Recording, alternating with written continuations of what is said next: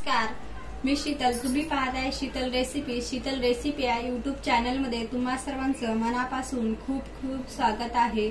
तर आज मी तुम्हाला खमंग असा चविष्ट चवदार असा तोंडाला चव येणारा नाश्त्याचा प्रकार बनवून दाखवणार आहे. तर आपल्याला नेहमीच प्रश्न पडतो, नेहमी कांदे पोहे खाऊन कंटाळा आला असेल तर ही रेसिपी नक्की बनवा. तर त्यासाठी इथे मी 1 कप पोहे घेतलेले आहे. तर वजनी प्रमाणात म्हटलं तर 100 ग्राम आहे. तर हे पोहे मी 2 ते 3 पाण्याने स्वच्छ धुवून घेणार आहे. तर बघा, असं पाणी टाकून मस्त स्वच्छ धुवून घ्यायचं. याच्यामध्ये जे काही गंदगी असेल, घाण असेल तर ती धुतल्यामुळे निघून जाते. तर इथे मी 2 ते 3 पाण्याचा वापर करून इथे पोहे छान धुतलेले आहे. तर तुम्ही बघू शकता. तर आता आपण हे पाणी काढून घेतलेलं आहे. तर आपल्याला हे पोहे साईडला ठेवायचे आहे 10 मिनिटे. तर 10 मिनिटे साईडला ठेवल्याच्या नंतर ते असे मऊसूद मस्त झालेले, लुसलुशीत झालेले. तर तुम्ही बघू शकता. तर इथे मी एक असं बाउलमधले एका ताटामध्ये काढून घेतलेले आहे. आणि हे पोहे भिजल्याच्या नंतर मऊसूद झालेले असतात. तर ते असे अलगदसाचा गोळा लगदा बनतो. एकजीव असे करून घ्यायचे आहे हाताच्या साह्याने. मस्त असा गोळा, घट्ट असा गोळा बनवून घ्यायचा. तुम्ही बघू शकता मस्त असा गोळा बनलेला आहे. तर आता आपण हे गोळा थोडासा असा सुटसुटीत करून घेऊ. बघा, मस्त असा आपल्या इथं पोहे भिजलेले आहे. तर आता आपण यामध्ये बारीक चिरलेला एक असा कांदा घालून घेणार आहोत. तर कांदा घातल्याच्या नंतर आपल्याला बारीक चिरलेला असा एक टोमॅटो घालायचा आहे. जेवढं बारीक चिरता येईल तेवढं बारीक चिरून घ्यायचं आहे. म्हणजे ही आपली जो नाश्त्याचा प्रकार आहे तो मस्त होतो. तर इथे मी 2 ते 3 लसूण पाकळ्या आणि थोडंसं अद्रक खलबत्त्यामध्ये ठेचून घेतलेलं आहे. हिरव्या मिरच्या इथे मी बारीक अशा चिरून घेतलेल्या आहेत. तर कमी तिखटाच्या आहेत ह्या हिरव्या मिरच्या. तर आता इथे मी 2 चम्मच पीठ घालून घेतलेलं आहे. तर इथे मी बेसन पीठ घातलेलं आहे. तर पोहे खायच्या चम्मचने बेसन पीठ टाकून घेतलेलं आहे. आणि त्याच पोहे खायच्या चम्मचने इथे मी तांदळाचं पीठ वापरणार आहे. तर ते सुद्धा मी 2 चम्मच घातलेलं आहे. तर तुम्ही बघू शकता. आता यानंतर आपल्याला यामध्ये जो कमी तिखटाचे असल्यामुळे थोडंसं लाल तिखट घालायचं आहे. लाल तिखट आणि हिरवी मिरची घातल्यामुळे चव छान येते. आता आपण थोडेसे हळद पावडर घालून घेतलेली आहे. तर पाव चम्मचच हळद पावडर घातलेला आहे. आणि आता आपण इथंच अर्धा चम्मच जिरेपूड घालून घेतलेली आहे. तर हे चवीपुरतं मीठ घालून घ्यायचं आहे. आपल्याला जेवढं आवश्यक आहे तेवढंच मीठ घालायचं आहे. आता आपण हे सगळे मसाले, कांदा, टोमॅटो एकजीव करून घ्यायचा आहे आपल्याला. तर यामध्ये थोडं थोडं पाणी वापरून आपल्याला याचा असा गोळा म्हणून घ्यायचा, याचं बॅटर तयार करायचं आहे. तर बघा, तर आपल्याला हे जे बॅटर आहे ते असं अगदी असं घट्टही नाही आणि जास्त पातळही नाही.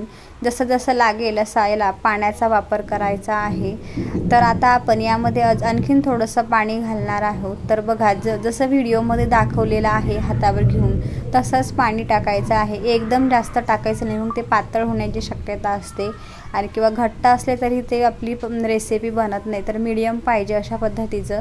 तर पोह्याला पाणी भरपूरच लागते, पण जसं जसं लागेल असाच वापर करूनच टाकायचं आहे. तर बघा, असा गोळा होईपर्यंत, हातावर असा गोळा बनेपर्यंत आपल्याला यामध्ये पाणी वापरायचं आहे. मऊसूद असं झालेलं असलं पाहिजे. तर इथे मी तेल गरम करायला ठेवलेलं आहे तव्यावर. थोडंसं तेल टाकून घ्यायचं. आपल्याला पोहे खायच्या चम्मचने किंवा कुठल्याही चम्मचने थोडं टाकून घ्यायचं. आणि इथे एक असा लाकडी चम्मच घ्यायचा. लाकडी चम्मचनं ते ताव्यावर तेल असं पसरवून घ्यायचं आहे, म्हणजे ते पूर्ण साईडला लागत जाते. आपल्या इथं स्टीलचा चमचा किंवा काही झाऱ्या वापरायचा नाही आहे आपल्याला इथं, कारण तर ते आपला तावा खराब होतो. त्यामुळे लाकडीच वापरायचं आहे. उलटायच्या वेळेलाच तुम्ही स्टीलचा वापरला तरी चालेल. तर आता मी हे बॅटर घेते आणि ह्या तव्यावरच थापून घ्यायचं आहे. तर मीडियम गरम झाल्यावर लगेच आपल्याला हे असे थापायचे आहे याच्यावर, म्हणजे आपल्याला छान असे भाजून निघतात. तर बघा, अशा पद्धतीने आपण सगळे असे एक एक करून आपण ह्या ताव्यावर असे थापून घेणार आहोत.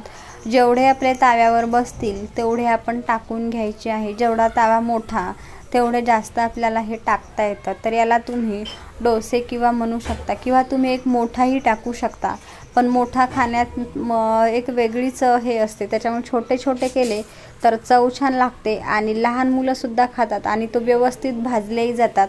तर इथे मी असे छोटे छोटे टाकत आहे. तर खायला दिसायलाही छान दिसतात आणि खायलाही मस्त लागतात.